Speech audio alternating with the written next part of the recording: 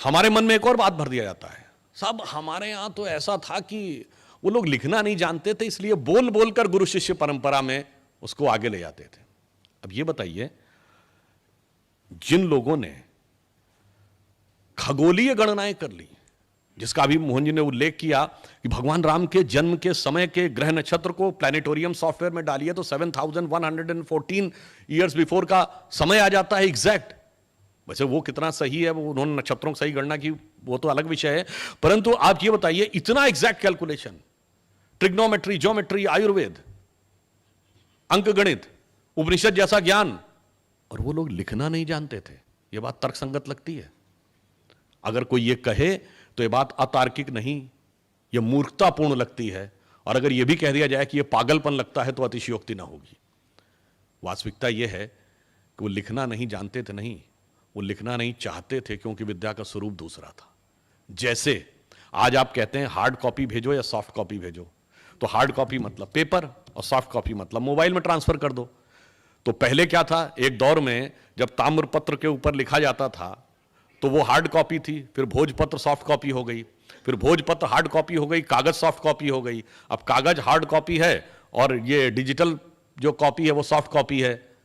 पर अगला चरण क्या हो सकता है, जो डिवाइस के अंदर ट्रांसफर्ड है वो हार्ड कॉपी है, और जो माइंड से माइंड ट्रांसफर्ड है वो सॉफ्ट कॉपी है। और उसके पीछे एक कारण भी है। जैसे आप किसी से कहें संस्कृत का राग आप किसी को लिखकर समझा सकते हैं? नहीं। अब मैं पुनः आ रहा हूं, भाषाओं के अंदर जिनके अंदर वैज्ञानिकता और ध्वन्यात्मकता है, वो ध्वन्यात्मकता बोलकर ही बताई जा सकती है, वो लिखकर नहीं बताई जा सकती। जैसे छोटी ही और बड़ी ही आपको बोलकर ही आप बता सकते हैं, लिखकर नहीं बता सकते। और हमारे यहां तो हर मंत्र का एक लय, हर चीज एक छंद में लिखी गई है। वैदिक गणित के श्लोक भी छंदों में लिखे गए हैं, छंद बोलकर बताया जा सकता है, लिखकर नहीं। जैसा मैंने एक बार पहले भी बोला था, जैसे उदाहरण के लिए आजकल बहुत प्रचलित है शिव तांडव स्तोत्र। अब कभी आप उस पर ध्यान दें तो उसके अंदर जो एक रिदम है कि जटाटवी गल ज्वल प्रवाह पावि तस्तले गले वलंब लंबिताम भुजंग तुंग मालिकाम, और आगे डमट डमट डमट निनाद वड्डम रवयम चकार चंड तांडव तनोतुना शिवा शिवम। अब मैं चुनौती से कहता हूं, कोई डमट डमट डमट निनाद वड्डम रवयम लिख के समझा दे।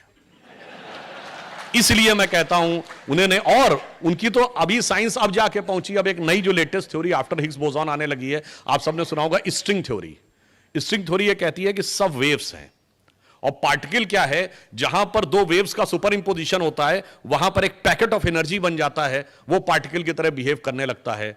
हमारे यहां तो सदा से कहा गया कि संपूर्ण विश्व जो है वो एक लय के कारण अस्तित्व में है। इसीलिए डूम की जो हिंदी या संस्कृत या भारतीय भाषा में क्या कहा गया, प्रलय। लय समाप्त हो गई, प्रलय आ गई।